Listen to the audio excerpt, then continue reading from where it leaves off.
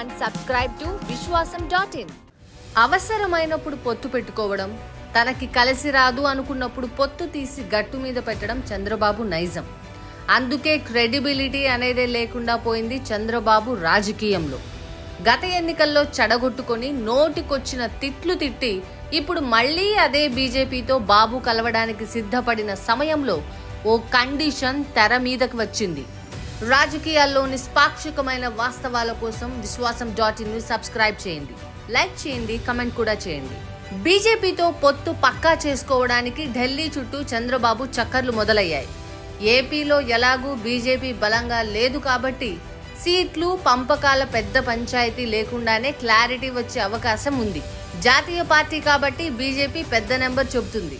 అలా కాదు ఇలా చేద్దాం అని బాబు సర్ది చెప్పే ఛాన్సు ఉంటుంది. అదంతా ఓకే.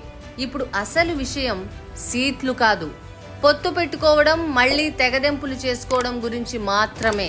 ప్రాంతీయ పార్టీలన్నీ మోడీని చూసి హడలిపోతున్న సమయంలో చంద్రబాబు మళ్లీ అదే బోన్లోకి తల పెడుతున్నాడు, ఎంటర్ అవుతున్నాడు. ఓసారి ఆల్రెడీ తేడా జరిగింది, ఇంకోసారి తేడా వస్తే ఫలితాలు ఎలా ఉంటాయో తెలుసుగా అంటూ బీజేపీలో ఓ సీనియర్ నేత చంద్రబాబుకి బ్రెయిన్ వాష్ చేయడం మొదలుపెట్టాడు. ఇప్పుడు టీడీపీ కూడా ఇదే పాయింట్ గురించి మాట్లాడుతోంది. బీజేపీతో పొత్తు పెట్టుకున్న తరువాత ప్రాంతీయ పార్టీల తలరాతలు మారిపోయాయి. 10 ఏళ్లుగా ఇదే చరిత్ర. అందుకే చంద్రబాబుకి ముందే హెచ్చరికలు. బీజేపీతో పొత్తు తర్వాత రాజకీయంగా దెబ్బతిన్న అకాలీదళ్,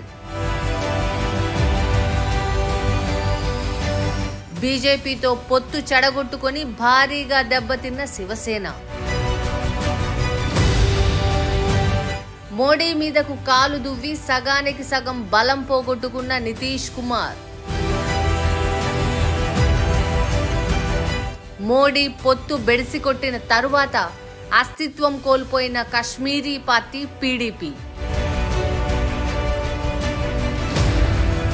బీజేపీ పొత్తు ఆఫర్ ని తిరస్కరించి ఖంగుతిన్న శరద్ పవార్. ఇలా చెప్పుకుంటూ పోతే చాలానే ఉన్నాయి. చంద్రబాబు మాత్రం తక్కువ దెబ్బతిన్నాడా? అధికారం పోగొట్టుకుని 23 సీట్ల స్థాయికి కుప్పకూలి ఆఖరికి జైలుకి కూడా వెళ్ళొచ్చాడు. ఇదంతా ఢిల్లీ మౌనంగా చూస్తూ అనుభవించు నీ కర్మ అన్నట్టు వదిలేసింది. ఇప్పుడు ఏపీలో జగన్ను ఎదుర్కొనేందుకు తన అవసరం కోసం చంద్రబాబు మళ్లీ పొత్తు రాజకీయం మొదలుపెట్టాడు. ఈసారి ఎన్డీఏ ఉండాలి, ప్రాంతీయ పార్టీలతో కలిస్తే ఆ ఇమేజ్ వేరు అని మోడీ అనుకోవడం వల్ల పొత్తు విషయం ముందుకు కదులుతోంది. ఇదంతా ఓకే, కానీ ఎన్నికల తర్వాత తేడా వస్తే మాత్రం టీడీపీ కూడా మోడీ బాధితుల జాబితాలో చేరే అవకాశం ఖచ్చితంగా ఉంది అని వాజ్పేయి హయాం నుంచి ఉన్న బీజేపీ నాయకుడు చంద్రబాబు ఇప్పటికే హెచ్చరిక చేశాడు. అలవాటు ప్రకారం ఎన్నికల తర్వాత మాట మారిస్తే అంతే సంగతులు. మోడీతో ఈసారి మామూలుగా ఉండదు. పైగా బీజేపీ మాత్రమే కాదు, జనసేన కూడా ఉంది. సో జాగ్రత్త. పార్టీ పగ్గాలు కూడా మారాల్సి ఉంది కాబట్టి ఆలోచనతో ఉండండి. ఇలా అన్ని కోణాల్లోనూ ఆలోచించి ఆ లీడర్ చంద్రబాబుకి చెప్పి చూశాడు అంటున్నారు. ఎన్నికల తర్వాత ఎలాగూ పవన్ కళ్యాణ్తో గలాటా ఉంటుంది. ఆ విషయం చంద్రబాబుకు కూడా తెలుసు. ఇక కొడుకు లోకేష్ ని ఎస్టాబ్లిష్ చేసేందుకు మరో ప్రయత్నం బాబు ఎలాగూ చేస్తాడు. ఇలాంటి సమయంలో ఏమాత్రం తేడా జరిగినా మహారాష్ట్రలో 2 కొత్త ప్రాంతీయ పార్టీలను పుట్టించినట్లు మోడీ టీడీపీ విషయంలో కూడా ఓ చూపు చూసే అవకాశం లేకపోలేదు. అందుకే పొత్తు కుదిరింది అనే సంతోషం కన్నా ముందున్న ఛాలెంజ్లతో టీడీపీకి అసలు డేంజర్ కనపడుతోంది.